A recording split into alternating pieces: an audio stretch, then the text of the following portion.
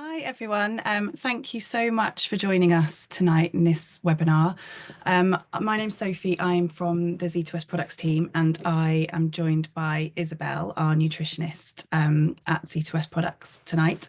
Tonight's webinar is all about optimizing nutrition for IVF. So we will be taking questions as we go through. We will try and answer at least one question from everyone. But if we don't answer your question, it's because we will be answering it later on in the webinar, or there is also time at the end. So so don't be disheartened if you ask something we don't answer. But if you just pop them in the chat, either as we go along or at the end, then we will answer those for you. And here is Isabel now. Hi, Isabel. How are you? Hi, how are you? Yes, good, thank you. I think everyone's enjoying the sunshine, aren't they? So Oh, amazing. Makes me feel so much better. yeah, Can you exactly. see me? You can see me okay. Not that you need to see me, but okay, good. Me too. Yes. So yes, as we said, we'll go through the webinar. There might be some questions people ask that are relevant as we go through. Absolutely. So we should cover everything, but obviously there are always things that people want to know. So we will get cracking. So here is a little bit about you, Isabel, if you'd like to let us all know who you are. Sure. God, the pictures get worse. So my name is Isabel. I am a nutritionist that specializes in fertility, and I've been yes, working with fertility and IVF for the last 20 years or so, many of those years with Zeta. We focus on male and female fertility together. Separately, if lots of women are going through IVF without a partner, or in a same-sex relationship using donor sperm. So we look at everything, including obviously women with conditions such as endometriosis, PCOS, basically pro-inflammatory conditions that may affect fertility, implantation, etc. So we look at all of that. And I try and make it as doable and as achievable as possible, because there's so much stuff out there that you can read, that you can look up, that you can't talk to, of course, because it's already written there, that you feel that you need to follow, and it can be really, really stressful. And so we try and make it understandable. I try and explain things as well as I can, and to really make it achievable, so that it's one thing that you've got, a tool that you've got whilst you're going through IVF, which is stressful enough as it is, but there are various things that you can do to take a bit of control yourself. Yeah, brilliant. Thank you. So to start with, just to talk through the foundations of fertility nutrition, as that covers everything. So yes, talk us through a fertility diet. So clearly, if there was a specific diet that people had to follow in order to have a baby, the human race would have died out many years ago. So of course there isn't. However, we do know that certain things can definitely be helpful. And actually the diet that really has been studied as one of the best diets for fertility is a higher protein, lower carbohydrate, Mediterranean style diet. I think we all know that the Mediterranean style diet is healthy for longevity, reducing the risk of certain cancers and diabetes and Alzheimer's and things, and really the sort of the ethics of the diet, if you like, which can be put into any cuisine of the world. You know, one doesn't have to eat Mediterranean food, but we're looking at whole grains over refined food, preferably lots of brightly coloured fruit and veg. The colours are really important. Good amounts of protein. So protein, and we will touch on protein a little bit later on, but protein provides the building blocks for growth. Very, very important for supporting both egg and sperm quality. And in a lot of potentially quite restrictive diets these days, I see a lot of people who do not have nearly enough protein in their diet. And from an IVF perspective, it's really important because the aim is to produce more than one egg. So that's really important. And essential fats. Again, a lot of people following low-fat diets, and good fats are super important for hormone balance, hormone production, egg and sperm quality, just general health all over, but really important from a fertility perspective, actually having good quality fats in the diet as well. Great, thank So you. nicely balanced is what we're looking at. Oh, we're on to protein. Good. Yeah. So essentially, I mean, protein is a bit of a buzzword now. Everybody talks about protein. We know, lots of people are going to the gym, working out, all that kind of thing. From a fertility perspective, and we will talk about exercise a little bit later on. You don't want to be sort of, slugging it out too much at the gym, but actually your ovaries are at the gym. And the aim is to ovulate with more than one egg. So on a normal natural cycle, we ovulate with one egg. So with IVF, the aim is to stimulate the ovaries to mature several eggs. Protein, as I said a bit earlier on, provides the building blocks for growth. It's really important, well, for hormone production. Here we go: egg quality, sperm quality, reproductive cell function, but really important, particularly when you go through IVF cycle. And we don't just, well, that doesn't just mean eating 5 steaks a day. Actually, too much animal protein it's pro-inflammatory. It's not to be recommended. There are obviously a lot of people who follow vegetarian diet or even vegan diets whereby that wouldn't be included at all. But if you are more of an omnivore, it is a useful way to have some kind of lean meat, fish, dairy and eggs. If you are plant-based, yes, of course, pulses, beans, lentils, and chickpeas, nuts and seeds are really important. And I do often mention protein powders as well, actually, during an IVF cycle, because I think sometimes it is hard to get the amount of protein you need through food alone. The other, which I can touch on in a minute, the other reason as well for protein, it's not just, of course, it's for the egg and sperm production and the increased requirements during IVF, but protein reduces the speed at which carbohydrate enters the bloodstream. So carbohydrates turn into sugar, and when we have sugar in the bloodstream, we have what's called a sugar spike, and then the pancreas has to secrete insulin to take the sugar out of the bloodstream. We get what's called peaks and troughs. Now, all our hormones work in connection with each other. Stress hormones, sex hormones, thyroid hormones, they all work synergistically. And the more balanced this hormonal system, the more efficiently the body works. And the more efficiently the body works, the better quality everything's going to be. So if we're having these peaks and troughs, it will start disrupting hormone balance. And often women who are experiencing like hormonal changes during their cycle, PMS, mood swings, various things, they can also, that is a hormonal imbalance. By balancing your hormones through a food, we start off via food, of course, which is balancing your blood sugar levels. It can even help with, yes, PMS, increased progesterone levels, optimizing the way our bodies function. And in order to manage our our hormones, then it's balancing blood sugar levels is really at the heart of this. And I think we're about to talk about blood sugar, so here we go. If people want me to come back and talk about protein powders, I will. I mean, I think it's really important to do, in an ideal world, we would eat food in its true state, of course, but IVF is not, it is unnatural, it's unusual, it's not normal to, ovulate with 10 eggs or 15 eggs or 25 eggs. And sometimes our requirements are higher. So we have to look at the way we can do that without stressing ourselves too much and without, eating rubbish.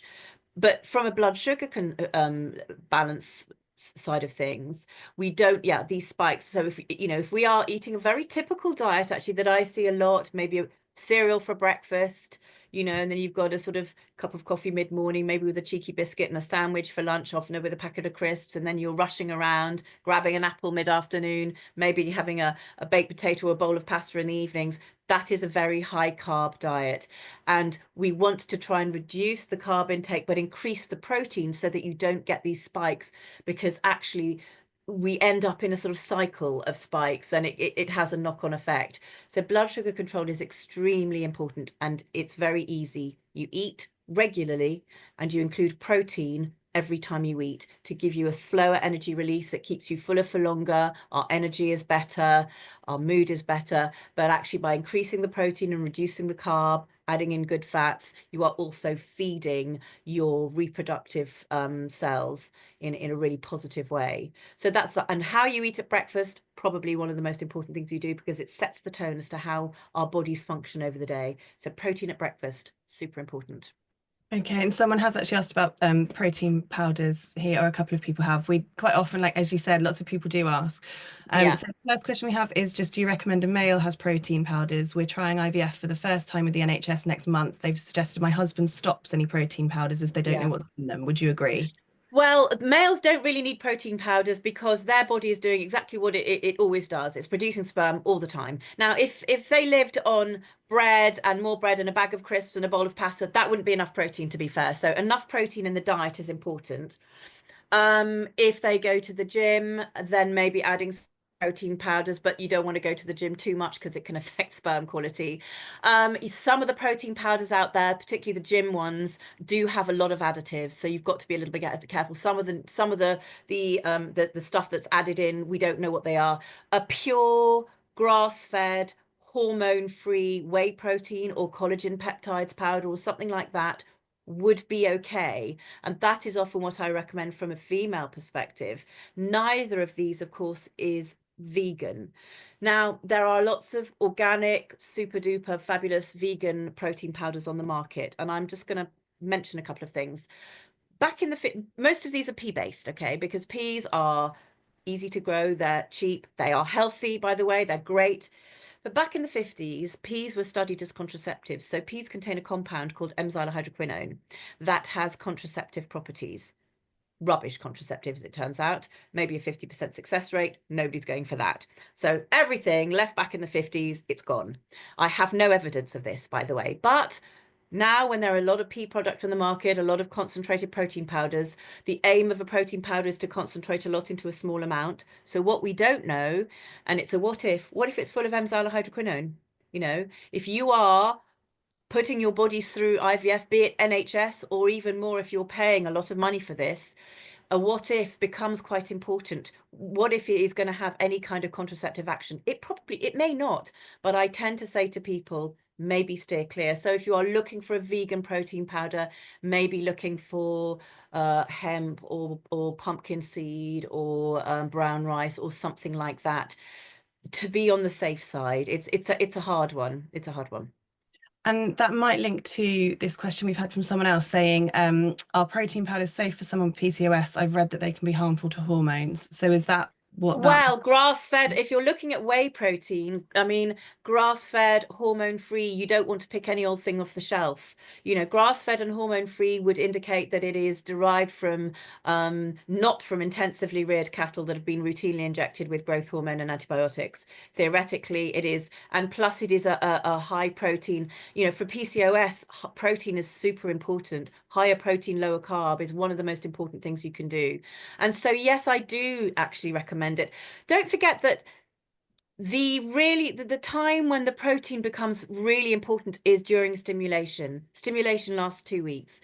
Now, actually, personally, I don't recommend suddenly doubling your protein intake overnight. Your body won't thank you for it. It's a big shock.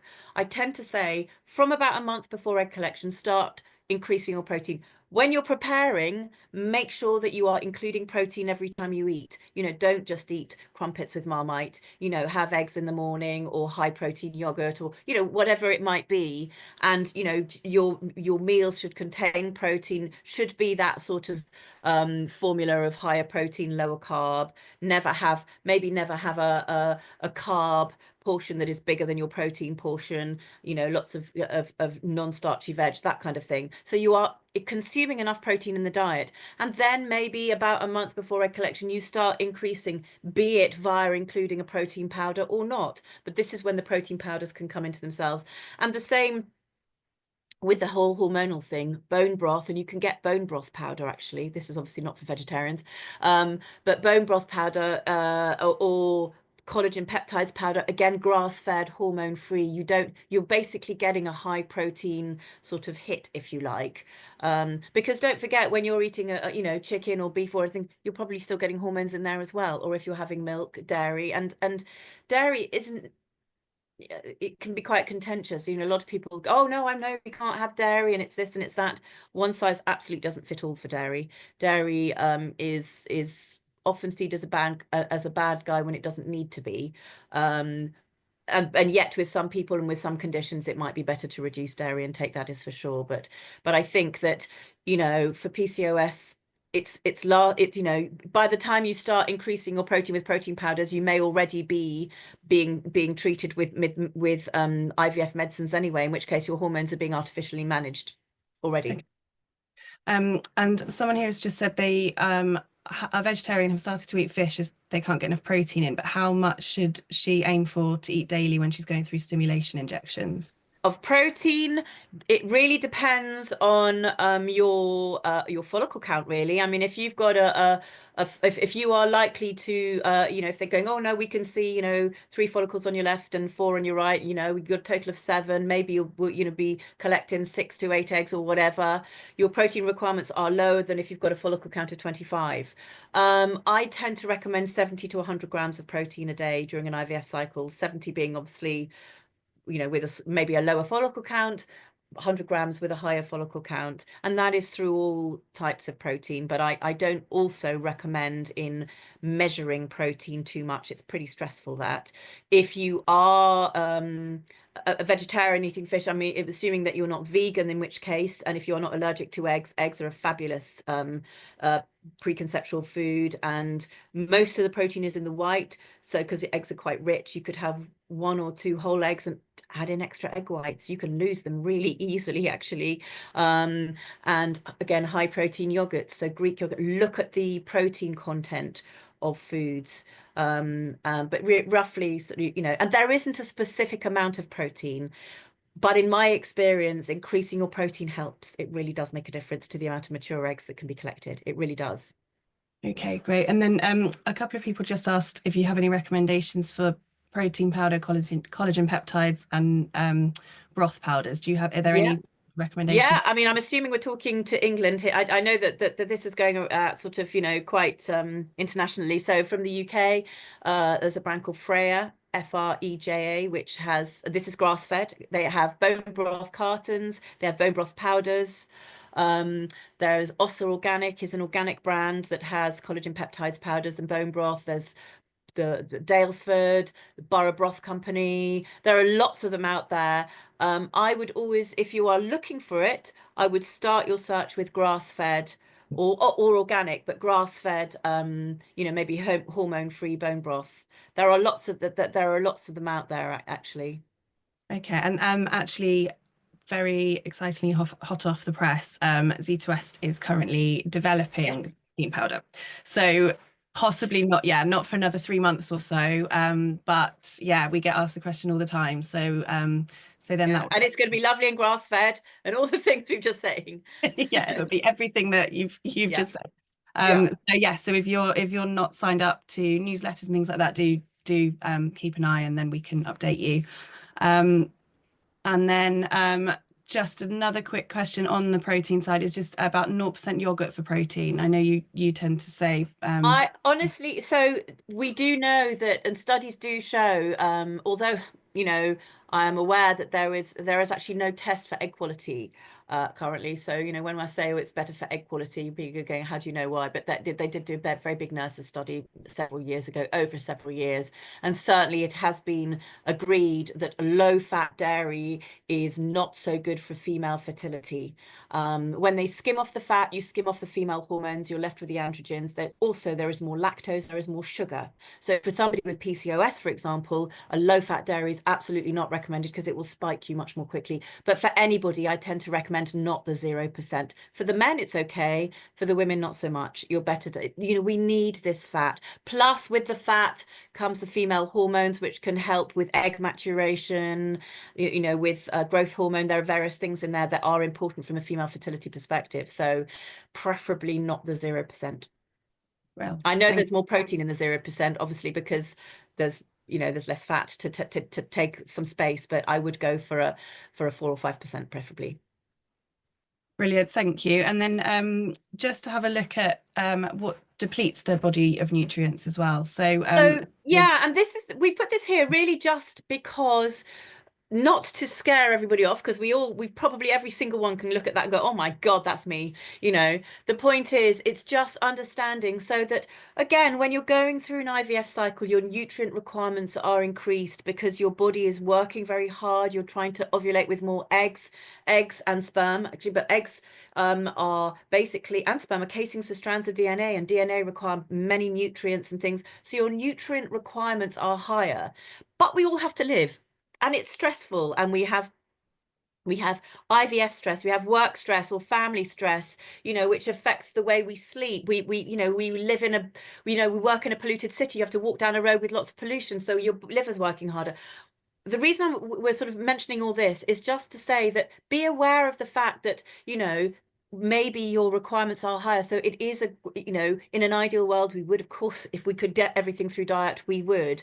We don't live in an ideal world. And this is where actually supplementing, which is exactly what supplements should do, is supplement a good diet, is a really good idea, particularly when it comes into to IVF. And the medications, by the way, anything from even sort of antidepressants, which are pretty common. I see a lot of people with antidepressants and things. They can deplete you in certain, B vitamins and magnesium and various things. And so, sometimes these medications, they're really important. We're not knocking any of them, but it's just saying, okay, well, maybe, or steroids or things like that. There are things that can deplete the body. So it's just putting back in again what might be being taken out.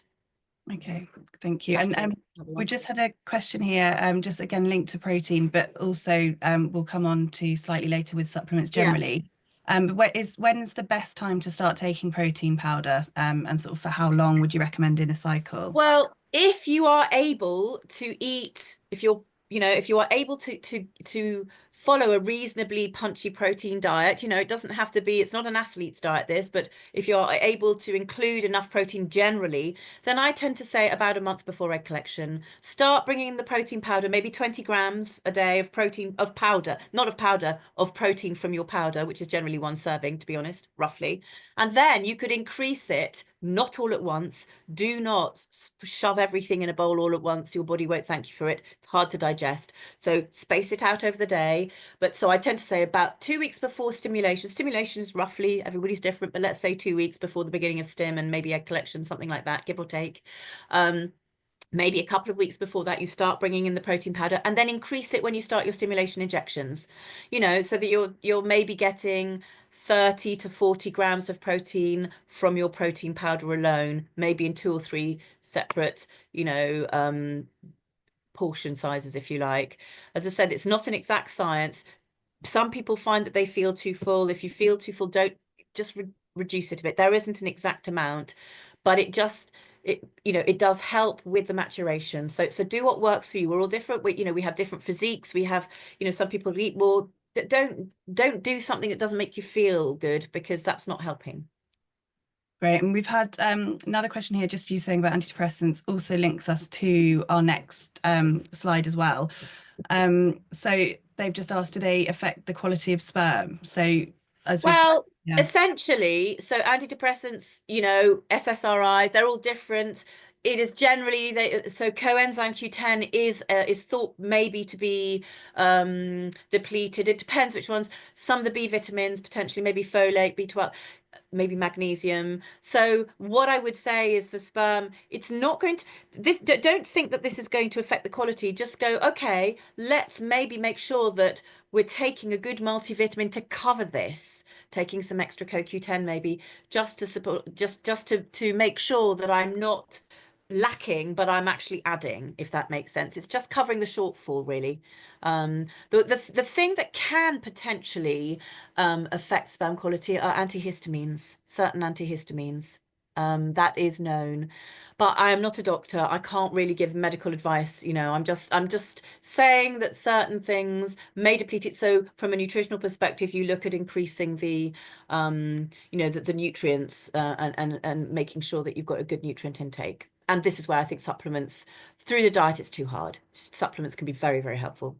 Great. And so yes, looking at anything to improve quality of eggs and sperm. Absolutely. So yes, So let's talk about the egg health. So the answering there is, as I've said before, currently there is no test for egg quality. We don't know, but there is plenty of study done with with rodents, I have to tell you, and there is plenty of study done on sperm. Now, eggs and sperm are reproductive cells. They are casings for strands of DNA.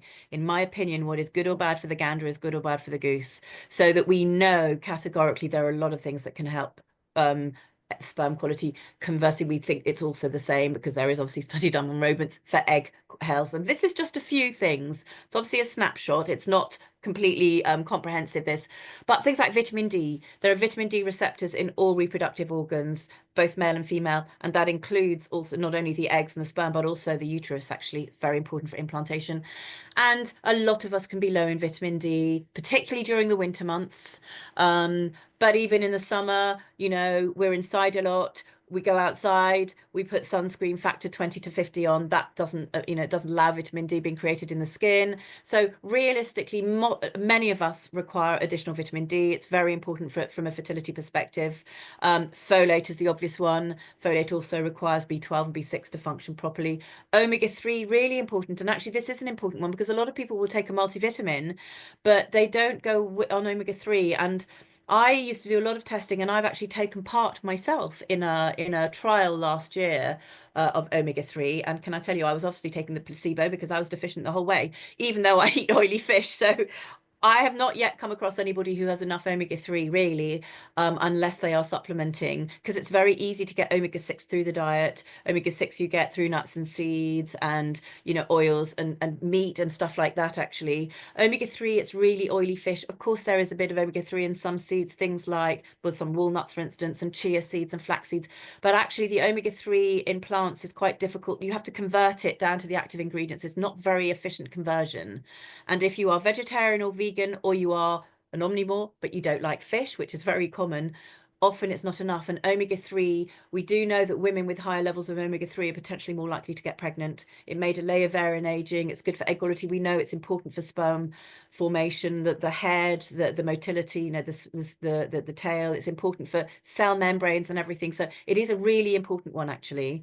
Coenzyme Q10, and we will talk about all of these later, actually, but CoQ10 is an energy provider. It's an antioxidant, so we know that it can improve actually cellular health, which is great, but it's also an energy provider. And the egg is the largest single cell in the female body. It needs a lot of energy to mature. And if you were trying to mature several eggs, your energy requirements are much higher. So for me, if somebody is maybe older, over 35 towards 40, early 40s, I would always recommend CoQ10 for egg quality anyway. Younger, I probably wouldn't, but if they're going through IVF, I would, because of the energy aspect of it. Okay. Yeah. Great. Just a quick jump back, just on the slide, about what depletes the body. One of the things was about exercise. So someone's just asked how much is optimal or how much is too much. Of exercise. Yeah. Well, I mean, you know, you're not talking to an exercise guru here, by the way, everybody, but what is thought, and again, it's thought, so moderate exercise has a big thumbs up. High intensity, not so much. Very high intensity exercise can increase inflammation. It can increase cortisol levels. The blood flow is directed to other places. It's not so great. Now, what constitutes, for me, probably high intensity for me might be really moderate for you. You know what I mean? I think it's very much dependent on your fitness levels. But essentially, if you exercise to exhaustion, if you are, you know, your heart rate is extremely high, you get very, very hot, very sweaty, you know, people know their own limitations. So there isn't an actual answer for that, if I'm completely honest. But and a lot of people obviously really need their exercise for their own well-being, for their mental health, you know, for everything. And it's not something that I think is a great idea to stop. But it's looking at, you know, a lot of people do push themselves and they feel, you know, and or lie to themselves. They sort of go, oh, I'm not doing well enough. They push themselves more. Try and be very honest and see what you're doing, because your body is working very hard for it's a short amount of time out of your life. And again, during your actual stimulation, most clinics will say don't do exercise at all, walking, you know, gentle stuff. But what I don't also would tend to say is you don't want to stop just before you start stimulation, because again, your body won't thank you for it. You might want to slow it down over the few weeks in the lead up. It's only a few weeks out of your life, but I can't give you an exact amount of as to how much you need to, you know, we're all different. You need to use your own sort of, you know, most of us know deep inside what works for them and what doesn't, what is high intensity and what isn't. Great, thank you. So on to sperm health. Just we have had quite a few questions about specific products. Obviously, we'll be talking about those later. So once we get to those bits, I'll ask the questions, so I'm not ignoring those questions that are coming in. So yes, just on sperm health. So what the sperm needs. So again, a snapshot, basically pretty similar than nutrients. I mean, a lot of people don't realize, for instance, that folate is as important for a man as it is for a woman. So we talk about folate, which is the natural active form of folic acid. So folic acid is synthetic. And as such, anything that's synthetic has got to be converted. It's not always as efficient, etc. So folate, the natural active form of folic acid, is as important for male fertility as it is for female fertility. I mean, miscarriage can be linked to male folate deficiency, for example. Vitamin D deficiency, same thing. So folate requires B12 in order to enter the cells. It needs B6 to function properly. Most nutrients, as I tend to say, need a friend to work properly. So most nutrients work better in a complex. DHA is one of the active components of omega-3, actually. So the active ingredients in omega-3 are EPA and DHA. And DHA particularly is concentrated in the sperm head. It's also important for the motility. And it's important actually for the DNA of the sperm, in fact. So we have to assume it's important for the DNA of the egg as well, which we talked about just now. So omega-3, really important. Coenzyme Q10 as well is also important for energy. There's been quite a lot of study done with CoQ10 and sperm quality, and it can be really helpful in improving count, motility, morphology, actually. Zinc, so seminal fluid is very high in zinc. So zinc particularly is important for females as well, of course, but for sperm, and sperm is being produced all the time. You lose a lot in an ejaculate, of course, so you're losing a lot of zinc. So sperm particularly important for sperm quality, which is why we have a really good amount of zinc in the in the vitamin. Actually, it's much better than most things. And antioxidants, we know that antioxidants improve sperm quality. There is much study done with things like lycopene and beta carotene, vitamin E, vitamin C, selenium. Selenium's also very important for the motility as well as the quality. So really important for sperm health, and a lot of study done on that area. Thank you. So yes, this is just a bit of an overview of the key nutrients for reproductive health here, which I think you've covered. I think I've mentioned most of them. What I haven't mentioned is iodine. So iodine is really important. So everybody thinks about the thyroid when they think about iodine, but actually after the thyroid, the ovaries probably have the highest concentration of iodine. It's very important for egg quality and actually during pregnancy as well. And I see a lot of women who are put on levothyroxine, which is if their thyroid is maybe slightly sluggish or their TSH is a little bit high. It is okay to take iodine, although there is a small conversion of iodine from thyroxine. It's not very good, and it is okay to take a multivitamin that's got some iodine as well as taking thyroxine. Actually, this is very on an aside, very briefly while we're talking about it, if anybody is put on thyroxine, which often people take it first thing in the morning, it is important to take any supplements which contain iron, calcium, and magnesium well away from thyroxine, but just to improve so it doesn't interfere. So I would always take a multivitamin from lunchtime onwards if you are taking thyroxine. It is safe to take it with it. It's just not to take it near the same time. Okay. Great. Magnesium is something I think we're going to talk about a bit later on, I can talk about it now actually, but really, really important. Well, should I talk about it now? I'll talk about it now. Very important, really important, because so many of us are low in magnesium. Again, actually, it's very difficult to test magnesium because magnesium, it hides in bones and tissue, and so serum magnesium levels aren't very accurate. But magnesium is required for over 300 functions, bodily functions. When they do population studies, I mean, I think a recent one I read, which was in the States actually, but we have to equate our the sort of Western world a little bit with that. 50% of the population is magnesium deficient. It is one of the most quickly used up nutrients when you're stressed, and this is why I often talk about it, because guess what, most people who go through IVF have pretty stressed to get there, so you're using it up, but it's important for all aspects of fertility, both male and female, for the DNA, for instance, DNA production and synthesis. So the actual, genetic quality of your egg and sperm. It's anti-inflammatory. It's good for blood flow. It helps with blood sugar regulation. I mean, it may help with implantation. That Obviously, it helps you sleep. Most of us know that if they take magnesium, we sleep better. And if we do, it probably means that we need it. You know, it can reduce period pain. It helps if you've got PMS. Often PMS is linked with magnesium deficiency. So there's all sorts of things. And generally, in a multivitamin, there isn't a huge amount of magnesium because magnesium can be quite bulky. So a good quality, highly absorbable magnesium you will find in a lower level in a good multivitamin. So it is something to add, you know, to a multivitamin. Just because there is some magnesium in a multivitamin, it may not be quite enough. Just sort of throwing that out there, actually. Great, thank you. We've had a couple of separate nutrient questions which we won't cover later, so I'll just ask these here. Someone has asked about your thoughts on vitamin E for implantation, to help with implantation. Yeah, so vitamin E, again, there is not very much vitamin E in a multivitamin, and generally because actually, particularly prenatal and stuff, too much vitamin E. In fact, it's recommended quite a low level of vitamin E. Too much vitamin E in early pregnancy, not so good. Okay, so that is why there is not a huge amount generally. Vitamin E, yes, it's good for egg quality. It may help, certainly at a higher level, if you've got an endometrial lining that doesn't behave itself very well, it doesn't thicken. Actually, higher doses of vitamin E, around 600 milligrams, may help improve the thickness of the lining, along with something called L-arginine, which is an amino acid. So, but for egg quality as well, it's great for egg quality. It's good for sperm.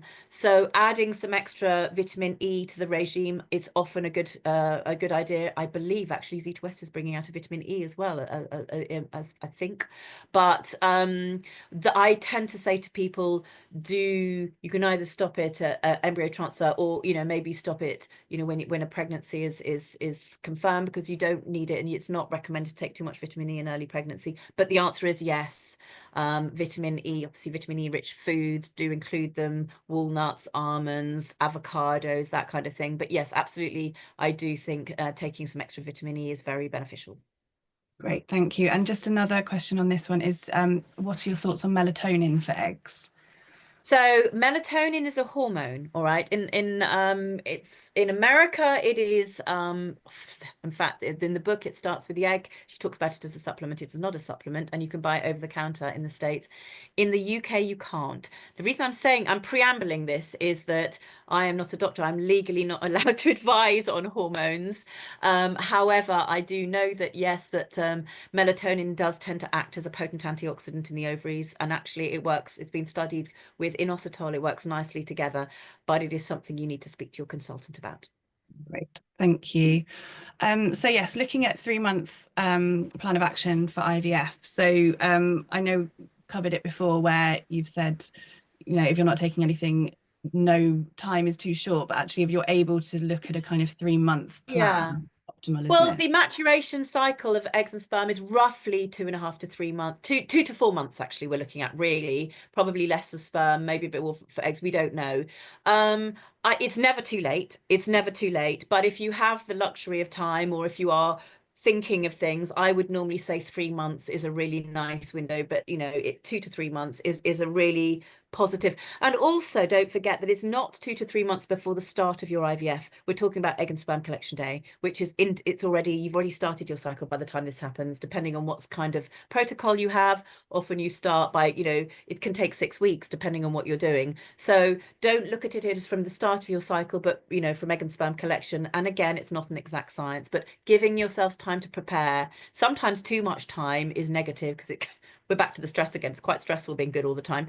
But actually, giving yourself some time, and a focus. It's quite good to have a focus. It's like a plan. Most of us like a plan. We work better with that.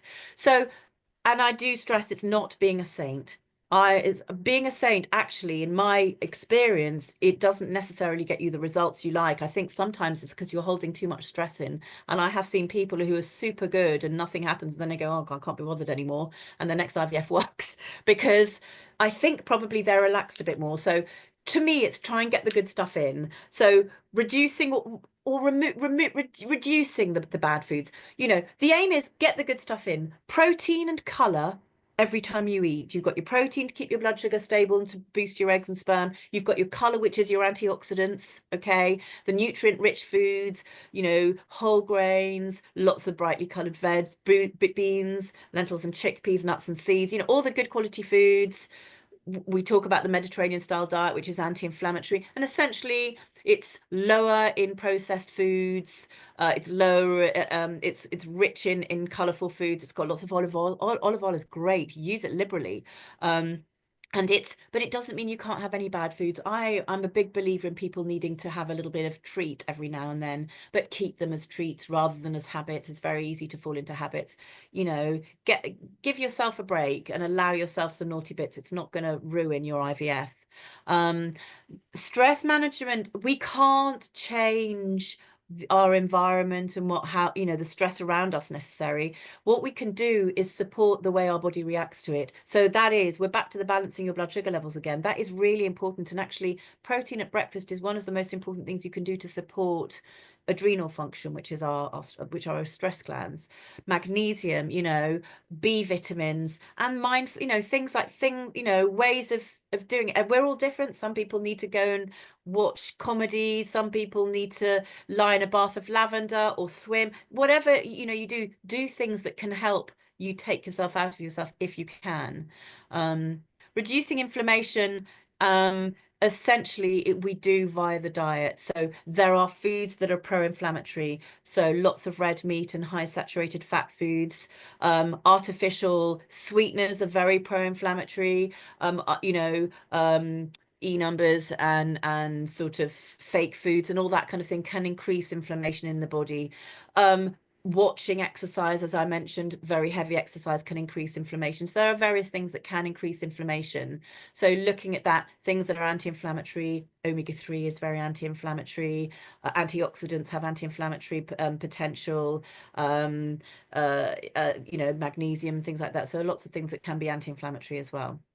Okay, great. That sort of leads on to a question we had earlier.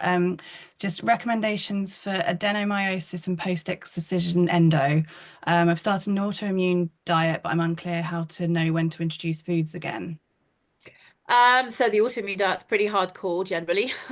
And yeah, I think again we're all different. If you have a specific one you're following, there are different ones, then I would follow the recommendations. But don't be too hard on yourself with one size doesn't fit all. Traditionally, with endometriosis, for instance, a lot of people go, right, dairy is out. Actually, it turns out now that, in fact, that studies seem to show that women who include dairy, particularly when they're younger, have less issue with endometriosis. And if you are not dairy intolerant, actually dairy can have anti-inflammatory effects within the body. So it's very dependent on how your body reacts. Gluten can be pro-inflammatory. So gluten is definitely something that maybe being looked at. Sugar is a real problem, with endometriosis. So there are those types of pro-inflammatory things. Certainly. It's also looking at your microbiomes, both the gut and the vaginal microbiome. There is very much a link with impaired microbiome, which, by the way, increases inflammation. An impaired microbiome is linked with increased inflammation. So we're looking at probiotics. That may be beneficial. Bone broth is fabulous for being anti-inflammatory.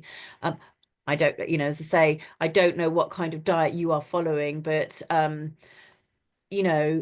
I would tend to say be moderate. But if some people find that they work very well with quite restrictive diets, some people find it's very, very hard. It's one of those things that, it's like the FODMAPs as well. Very hard it's very restrictive, quite hard to follow too much. And sometimes you need to look at the mind-body connection and work out if it's worthwhile, maybe trying to pinpoint things that have a pro-inflammatory effect that you can really, restrict. And endo and adenomyosis are often linked with some nutrient depletions, including vitamin D is often depleted. Magnesium, certain nutrients can be, folate potentially. So there are things. Omega-3 is really important for that. So there are various things that you can do to help support that. NAC is also really important for that, actually.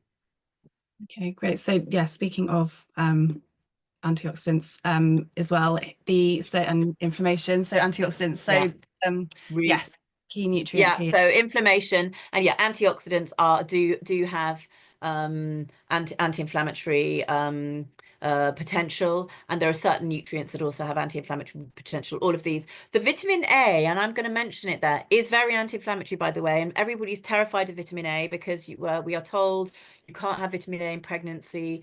And I see a lot of people telling me, "Why have you put me on this? It's got vitamin A," and I've been told not to have it. Vitamin A is actually super important in pregnancy. It's very important for fetal development, for vision, for the immune system. It's anti-inflammatory. However, yes, too much vitamin A in its retinol form can be what's called teratogenic, which means it can mutate the fetus. So not great. However, there is a vegetarian precursor to vitamin A, which is called beta carotene, which is what we use in our supplements. And beta carotene will convert to vitamin A as and when the body needs it, so you don't overdose on it. It is very safe in pregnancy. It's in orange yellowy foods, so carrots, red, yellow, and orange peppers, sweet potato, butternut squash, that kind of thing. Green leafy veg as well. So the vitamin A, but what you don't want is too much retinol vitamin A. So from foods, the vitamin A and things like liver and stuff, we all know that. From supplements, you want to be careful with what you have, and also skin products with retinol vitamin A. Okay, great. And just on antioxidants, I know we'll come on to NAC later as well, but someone's just asked, what are your thoughts on glutathione versus NAC? Well, NAC sort of converts to glutathione, although it's thought that actually NAC might be sometimes taking the precursor, you get better absorption than if you take the active one, apparently. So I tend to recommend NAC, and actually whey protein as well, funnily enough. So if anybody's interested in whey protein increases the glutathione levels in our system. It's a great natural source of glutathione. We create glutathione in the liver, actually. So N-acetylcysteine stimulates it. I tend to recommend NAC because it's got lots of other benefits. It's got a lot of study done on it for PCOS and endometriosis and actually recurrent miscarriage, and that is all studied on NAC rather than glutathione itself. So, but that's not to say that glutathione products aren't good. Great, thank you. So yes, CoQ10 ubiquinol for male and female. Yeah, so CoQ10, as we've discussed, so we all produce CoQ10. It's produced in it's an energy production molecule, and it's found in every living cell. Our own production of CoQ10 sadly peaks. It's somewhere in our 20s, around 25 apparently. So, and as we get older, our production slows down. There are two forms of CoQ10. One is its traditional oxidized form of ubiquinone, which needs converting in the body. And one is the natural active form, or the body-ready form, actually, if you like, of ubiquinol, which is already converted. It hits the ground running, if you like. Our products, the Z2S1 is ubiquinol, which is the active form. As we get older, our own conversion abilities become less efficient. So certainly anybody early 40s onwards, I would absolutely say always go with ubiquinol. It is more quickly absorbed and it's more efficient, and it's found to be more efficient. So right from early on as well. But when we're younger, we do sort of convert more efficiently. However, you need more ubiquinone than you need ubiquinol. So we see a lot of people whose clinics recommend 600 milligrams of CoQ10. That is ubiquinone, not ubiquinol. It needs converting. You need much less of ubiquinol. Okay, actually someone has asked how much you'd need for 35 plus. I would say, well, I would say 100 milligrams twice daily. So our product is 100 milligrams twice daily. It's 200 a day, and it is that because that is thought to be the optimal amount. I tend to maybe take a third one when you're going through, or just before you start stimulating, so that when you really need that. But try and take them separately, not because it's dangerous by any stretch, but just because your body utilizes them better in smaller amounts. However, some people find, because it's an energy provider, that it affects their sleep. So maybe don't take it at night. Some people sleep like a baby all the time. If you find that something's interfering with your sleep, it could be the CoQ10. Take it earlier in the day. Okay, great. And Yeah, so for CoQ10 on male fertility, Yeah, absolutely. A lot of study done actually with male fertility and CoQ10. It's an energy provider, so it's important for the energy, of course, i.e. the motility as well. To count, it's good for the count, and also the DNA. So CoQ10 can improve DNA in sperm as well. So it's something that can be really, really helpful. And again, if there is poor sperm quality involved, then increased. The studies are done, they seem to be done with ubiquinone and 200 to 400 milligrams. With ubiquinol, again, you don't need that 400. The 200 is perfect, but again, take it separately because you will have better absorption. But it really does, yeah. And that's so that there we are. We've got on the slide a study that 150 milligrams increase the sperm count significantly. Now ours is 200 for ubiquinol, so actually you are going to have a quite a pronounced effect generally. great. And I think that answers the question. Someone's just said their husband's taking the Z2S ubiquinol every day and takes 100 milligrams once a day. As the nutritionist said, that's fine, but should he be taking the other 100, which I think probably not. If you're going to do it, do it. I would say yes, take the other 100 definitely. And certainly the studies that I have seen show that the increased intake of CoQ10 does it does definitely is linked with more improvements in sperm. Sorry, that was a very poor English. I'm spitting it out, but it definitely higher intake is increased with increased benefits. Sorry. Great. Yeah. That's fine. So Good to so know. I would definitely go for more. Sorry. Okay. Sorry about my stuttering there. No, that answered the question. God. And then Um, importance in female fertility as well, just to Yeah. know So here. it's basically it supports mitochondrial health, it reduces cellular damage, and this is what we're looking for egg quality as well. But so it's good for the quality, particularly reduces ovarian aging. It's anti-inflammatory, so it's great actually for people with endometriosis and PCOS as well because it has anti-inflammatory potential. But certainly with IVF because of the energy you need as well. It can help improve potentially, there we are, more high quality embryos because and a greater so a higher egg retrieval because if you've got more energy you could your body has more energy to mature more eggs essentially. So it's definitely something that I would never leave off my list of supplements for IVF, and if I'm keeping my list very low, CoQ10 will be in there. Okay, great. And again, someone's asked here, when would you stop taking it, before egg transfer or after? I would if you run out of it at egg collection, then that's fine.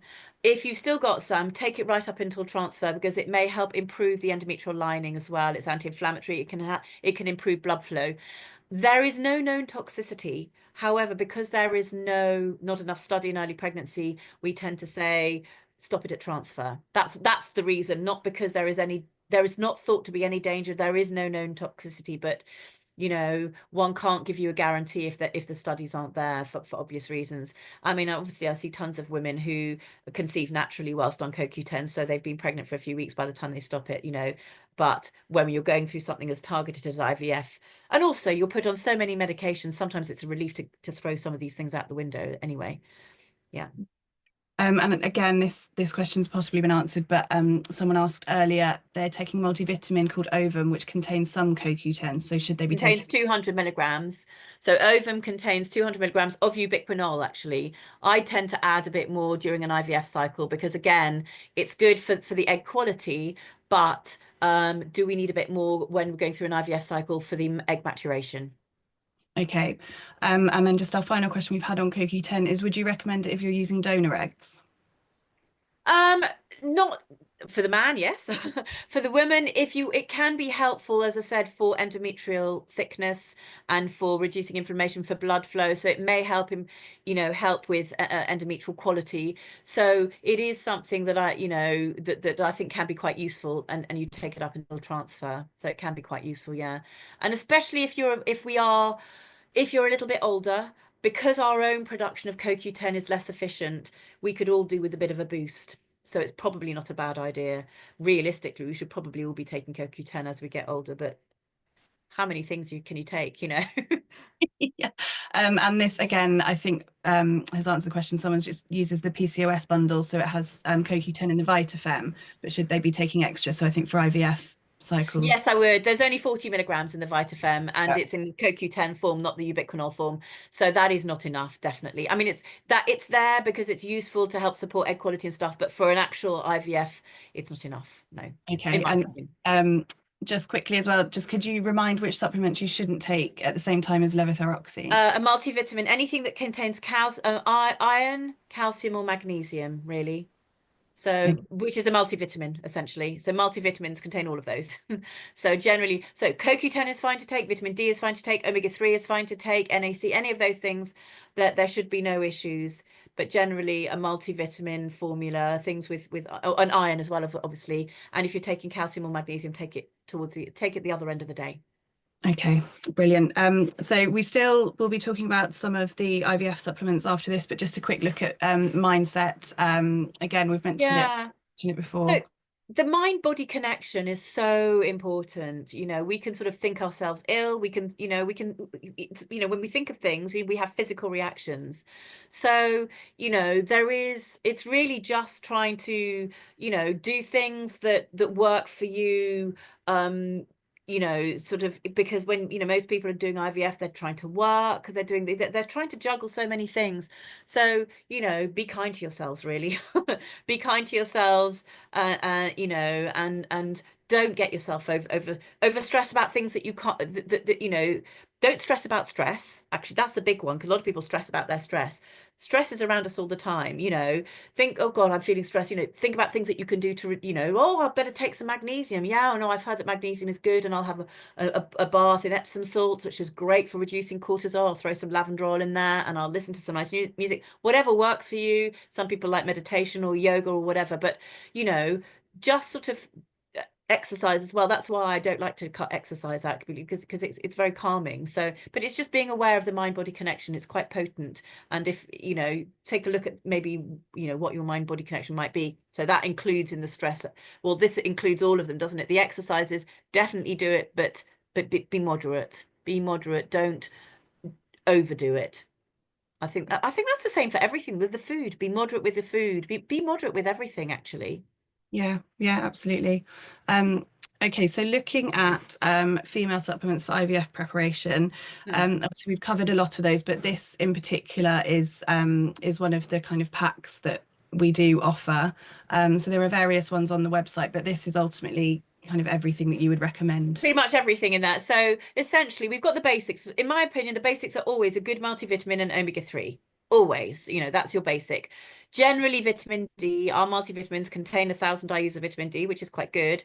Maybe not enough during the winter months. And some people need more vitamin D. So 90 something percent of women with PCOS, for instance, tend to be low in vitamin D. Endometriosis also sort of tends to be, that can go hand in hand with being low in vitamin D. So there are various, and there are plenty of other things, but there are various things. Thyroid, actually, sometimes low thyroid function is linked to poor vitamin D levels. So it's looking at various things. So vitamin D can be really important.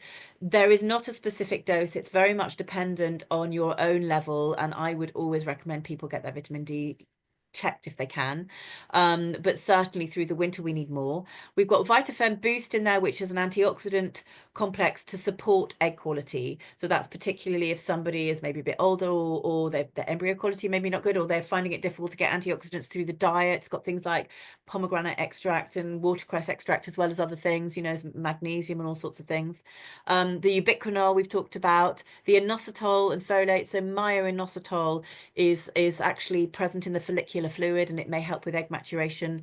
It's also it's anti-inflammatory again. It's good for hormone balance. It's good for blood sugar control, actually, particularly recommended for women with PCOS.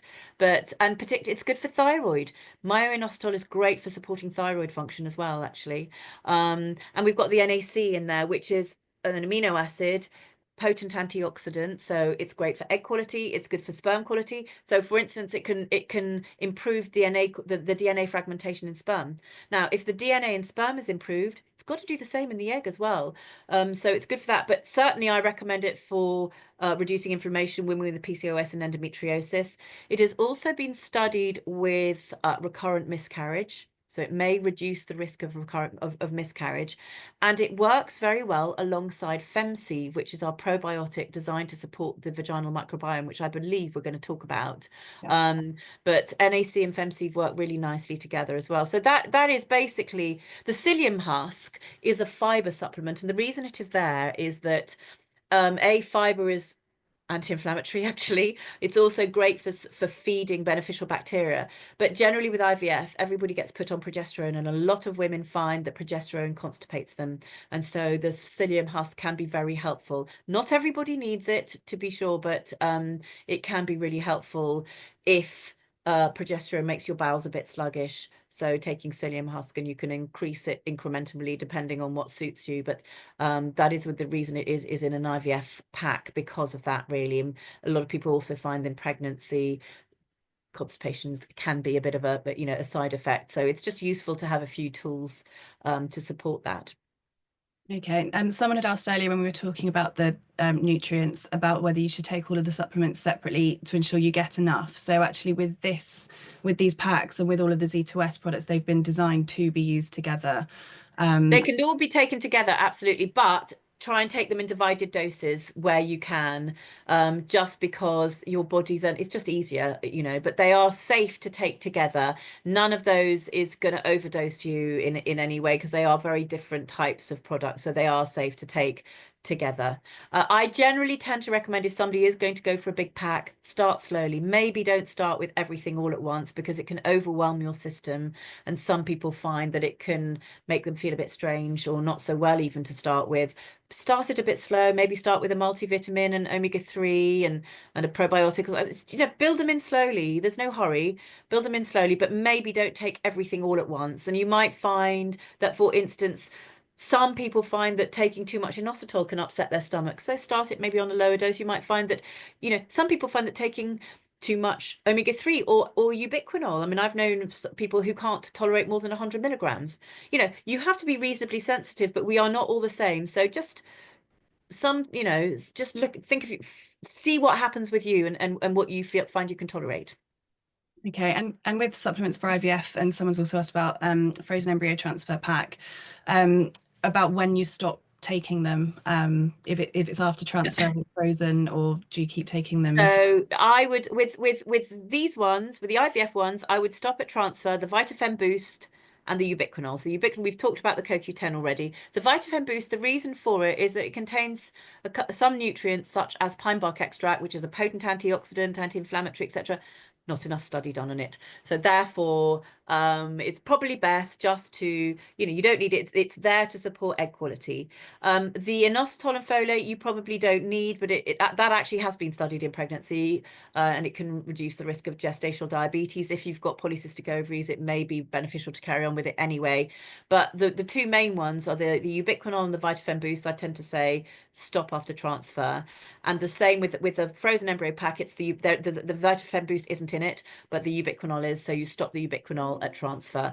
If you finish them, either of them, before, it's not the end of the world. But if you've still got them, take them up until transfer, because they are beneficial. They're going to give you they're going to, give you additional nutrients, which is always helpful. Okay, great. And there's a short slide on magnesium in a little while, but someone has said they already take the IVF pack, but would you recommend taking more magnesium on top? Well, the VitaFem Boost has got some magnesium in, as well as the VitaFem. So there is if you're taking both the VitaFem and the VitaFem Boost, you are increasing your magnesium. If you're just taking the VitaFem, definitely adding magnesium. If you feel that it would be benefit, if you feel, oh, well, gosh, that's me, I'm a bit stressed and this and that. What I often say is just get it and put it in your cupboard. I mean, these last forever. Well, they don't last forever, clearly, but they last for a long time. And I think it's just have it there, because you could say, well, actually, God, I'm stressed, I'm finding it hard to sleep. Take a cup, you can take a bit of extra, you can take it's generally recommended not to take more than 350 milligrams a day. So, I would say normally 250 to 300 milligrams of magnesium a day is plenty. But certainly, for instance, a lot of women say with period pain and stuff, you can take 400 to 500 milligrams a day, which may help reduce period pain, but short, very, very short term. So maybe looking at what you're taking and going, okay, well, that's got 250 milligrams in. Our magnesium has got 125 milligrams per capsule. So the recommended dose is two capsules, but it may be that you go, well, actually, I only need the one capsule. So you can play around a little bit with that. It's very much dependent on, if you're going through a terrible, really stressful time at work and you're just, all over the place. I often recommend extra magnesium because you do use it up at the rate of knots, to be fair.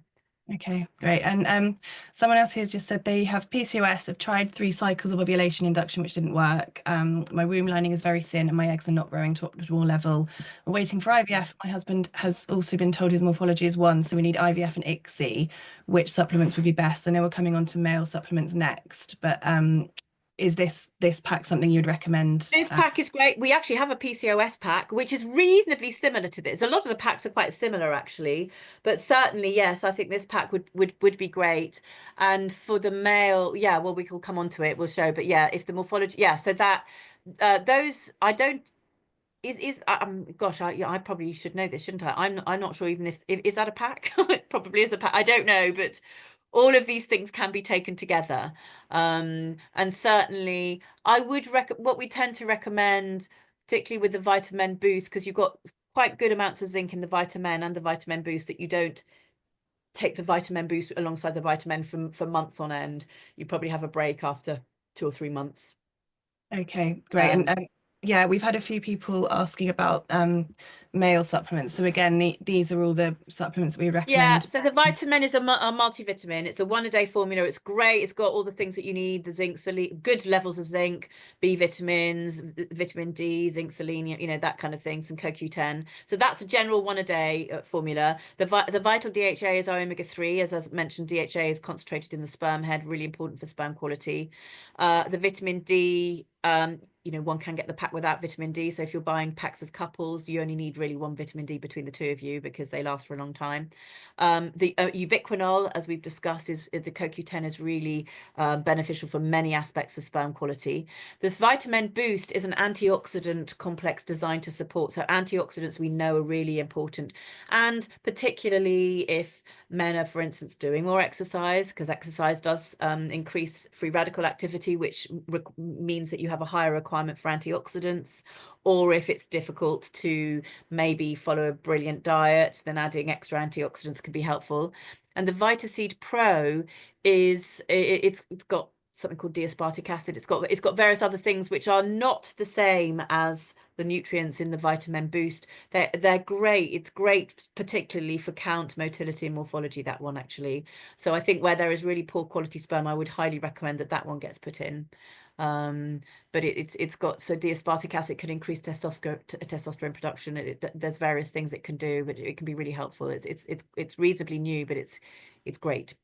Okay, brilliant. This is the ultimate Yeah. male IVF And support. the Mensieve is a probiotic to support the male microbiome. So there is something called a seminal microbiome, and actually this one has been found to increase sperm motility significantly and the DNA. And the good thing about that one is that there's only 21 capsules per pot, so you only take it for 3 weeks and then you have a break. But after 3 weeks, there's quite a lot, that's quite good evidence that the improvements are quite significant. Then you can have a break and then, for a week or 2 weeks or a month or something, and then take it again for 3 weeks, and maybe sort of do it a bit more sporadically. That you don't need to take it, back to back. Okay, great. And someone here has just asked about recommendation for sperm DNA fragmentation. Her husband takes Impril, Proxy Plus, Omega-3, and Z2S ubiquinol. So should he add anything else to the list? Well, you could consider the Mensieve actually. Yeah. Okay. Yeah. Did he say did he say that he was taking omega-3? He did, didn't he? Yeah, I Yes. think. Yeah. Yeah. Um, And vitamin D. There is no vitamin D in either Impril or Proxide, I don't think. So if he's not taking vitamin D, that might be something to consider, because vitamin D is just as important for a man as just for a woman. okay, brilliant.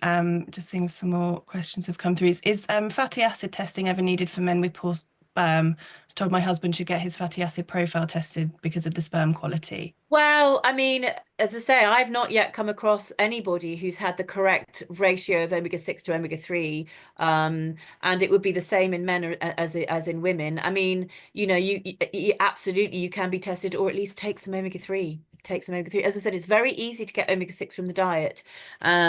Generally, you know, that we have a lot in the diet. Omega-3 much harder. So I tend not to recommend omega-6 supplements, but just omega-3 tends to, and particularly for sperm quality, it's the DHA that's really important. So often a high DHA content omega-3 is a good one. But yes, by all means have it test.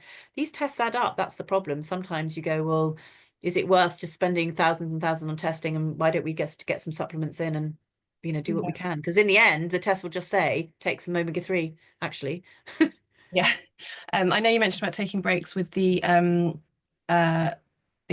probiotics, but someone has just said, should you be taking breaks from any of the supplements if you are taking for long periods of time? I would say that generally a sort of shortish time is about 3 months, and I would certainly the vitamin and the vitamin boost together give you quite a high amount of zinc. So probably that would be good to have a break for after 3 months of that, not necessarily of the vitamin, but of the vitamin boost, I would say. Or what you can do is take it for 2 months and then take the vitamin boost just one a day rather than two. I mean, there are ways of doing it so that you can play around a little bit with it.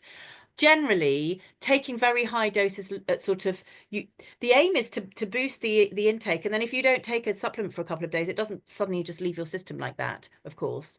So, you know, having a break here and there is not a bad idea, but it's not the same as the Mensive.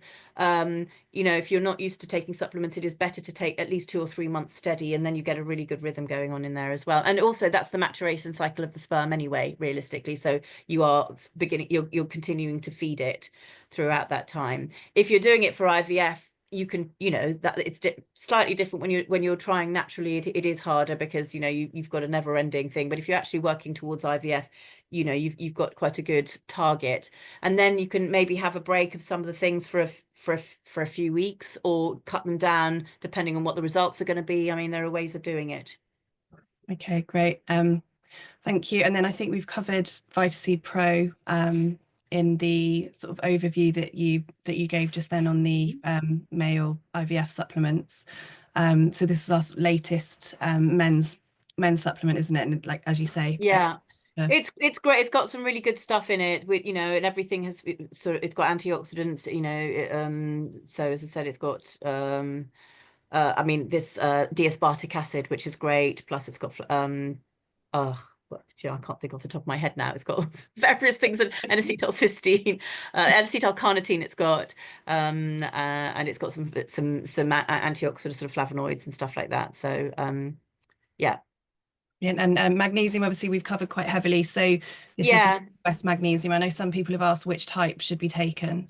So this magnesium is marine magnesium. It's aquamin magnesium, which is highly absorbable. It's derived from from mineral salts from the Irish Sea. So it's got other minerals in it as well, which enhance absorption. So it's definitely it's been studied a lot. So it's a sort of more a whole magnesium, if you like. Yes, that there are different forms of magnesium. You can get citrate, oxide, malate, you know, glycinate. Glycinate is a good one, but this is a whole magnesium, like a marine magnesium, which is highly absorbable, which is what we use, quite gentle as well. Because too much magnesium, too much citrate, for instance, can have a laxative effect, obviously. So you have to be, you know, like with anything, sometimes less is more. Yeah, thank you. And then the vaginal microbiome. So yes, again, you've touched on this, especially mentioned for the men. Yeah, so basically, you know, your one's first challenge is to get a good quality embryo. Of course, you've got to look at the egg and sperm quality, etc., etc. So once you've got your lovely embryo, that's great, but you know, the environment is really important. And the vaginal microbiome has an effect and a potential, you know, it can basically, if it is in good quality, it should contain high percentage of various lactobacillus species. Crispatus is the most predominant one. There are other ones as well. And it can basically, if the vaginal microbiome is healthy, it can enhance the chances of implantation and reduce the risk of miscarriage. Plus, if the vaginal microbiome is healthy, it makes the environment more acidic, which also makes it harder for bad bacteria such as bacterial ones that cause bacterial vaginosis or other infections which can be silent. And I have seen people who have got these infections with zero symptoms, but that can affect implantation. But more importantly, it can give you a higher chance of miscarriage. So looking at the vaginal microbiome, and we know that particularly with PCOS and endometriosis, there is a positive link with an impaired microbiome. So it is important to support actually the gut microbiome as well. So from a food perspective, obviously fermented foods, kefir, kimchi, sauerkraut, things like that. You can take gut probiotics, but taking a probiotic, the gut probiotics won't give you the organisms that specifically reside in the vaginal microbiome. So again, it's belt and braces. If you're going to do this, hit it from all sides. And this works really well with the NAC as well. Okay, brilliant. Perfectly safe in pregnancy. So I tend to recommend actually in the lead up to conception, at least, ideally at least taking it for a couple of months. And again, the aim is to repopulate the environment, and then you don't have to take it daily after that. Maybe taking it 2 or 3 times a week or twice a week or something, just to keep the nutrients, the organisms going in. But certainly for a good 8 to 10 weeks, I would say you want to do it. It really dependent on what your situation is, but it can be really beneficial. Okay, great. And on the Menses, obviously we mentioned that someone's asked if her husband can take Menses for a few years with the gap of 1 to 2 weeks after the end of a 21-day. You don't have to have the gap, by the way, but actually it's not going to hurt, but you don't, it's designed not to. So most of the packs, for instance, are a month worth of products. So you take this for 3 weeks and then you'd finish the other ones. And then when you start the new pack, you could do it. So yes, you can take it. But actually the results, it seems, last for some time. So what I always tend to say, always do 2 rather than 1, because, you sometimes you don't want to just tickle the surface. You want to do it a little bit more than that. So I would do 3 weeks, maybe a week off, maybe another 3 weeks, and then after that you could have a month off and then do another one. I mean, it's bacteria. It's perfectly safe. You can't overdose on this. But do you need to take it all the time, really? It's from a financial and from just taking stuff all the time. Okay, I think that's great advice that you say just you can take once or twice a week just to kind of keep it. Absolutely. Yeah, just to keep your hand in, as it were. Yeah, so embryo transfer. The main difference with embryo transfer and a fresh cycle is you don't need all that protein anymore. You need enough protein, but you need to really focus on blood flow. So omega-3 is good for blood flow, magnesium is good for blood flow, things like beetroot juice and pomegranate juice. Acupuncture is great. Yoga is great. All the breathing, really focusing on blood flow, reducing inflammation, which we've discussed, the vaginal microbiome, the uterine environment requires, so in order to implantation, vitamin E is really important, which we've discussed, selenium, beta carotene, folate, vitamin D. So keeping up with a good quality multivitamin. Omega-3 is great for uterine blood flow. It can improve blood flow. So keeping up with omega-3, I think is really important. And just following a whole food diet. In fact, diet higher in whole grains has been found to improve the chances of implantation. So, whole grains over refined. It's really, we're back to the sort of the Mediterranean, the good fats, the antioxidants and stuff like that. Really important. Okay, lovely. And then finally, the dreaded 2-week wait. So Yeah, the worst part of IVF. yeah.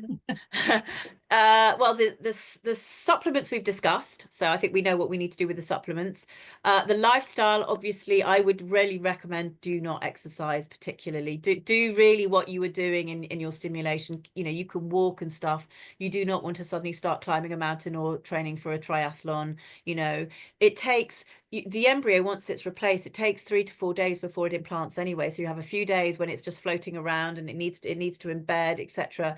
Just, take it easy on the diet. Don't start eating things that are unsafe in pregnancy. So I would stop, if people eat like unpasteurized soft cheeses, raw fish, raw meat, that kind of thing, don't start doing that. Eat a diet, but there is nothing really particular. I mean, people read all sorts of things. Not really. Focus on blood flow. I would, if you're drinking beetroot juice, pomegranate juice, carry on with all of that. That's great, but really just be sensible.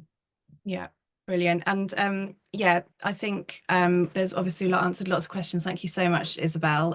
Hopefully we covered everything, but you can book a free sort of mini consultation with either Isabel or Rebecca, our other in-house nutritionist, if you have any questions that you want to discuss about supplement recommendation. As we said, there's lots of information on the website. We have lots of various packs. So yes, there's a lot to get your head around, but Yeah, and I well, said right at the beginning, oh, try not to make it complicated. And I'm thinking, oh my God, I hope I haven't made it complicated.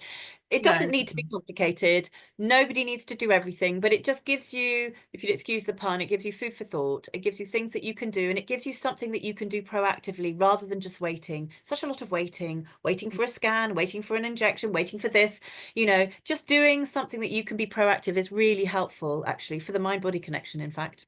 Yes, brilliant. Thank you. And yeah, lots of people saying thank you as well, Isabel, for Oh, your you're welcome. You're welcome. Good um luck to everybody. I know what it's yeah, like. huge good luck to everyone. Thank you so much for joining us. And there will be a recording of this sent out to everyone as well in the next few days. But in the meantime, either book a free product recommendation. If you head to the website, there's an email address there where you can also ask any questions you might have about supplements. And yes, keep an eye out for other quite often do Instagram lives on various topics, other webinars and things like that. But yes, huge good luck to everyone. Thank you so much for joining us. And Absolutely. thank you, Isabel, as always, for being Welcome. Lovely to see you, Sophie, and good luck, everybody.